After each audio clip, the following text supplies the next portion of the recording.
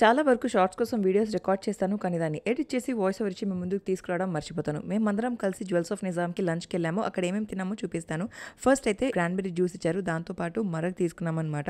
అంటే మేము set menu కోసం వెళ్ళాము అండ్ పిల్లల కోసం ఇది తెప్పించాము. నాన్ స్పైసీ ఉంటుందన్నారు, కానీ చాలా స్పైసీగా ఉండే. ఆ తర్వాత చికెన్లో ఒక వెరైటీ, ఫిష్లో ఒక వెరైటీ అండ్ మటన్లో ఒక వెరైటీ ఉండే. నేను అర్హాన్కి తినిపించడంలో బిజీగా ఉంటే మా వారు నాకు తినిపించేశారు. అండ్ దెన్ మెయిన్ కోర్స్లో ఈ 5 ఐటమ్స్ ఉండే అనమాట ఈ రాజ్ థాలీలో.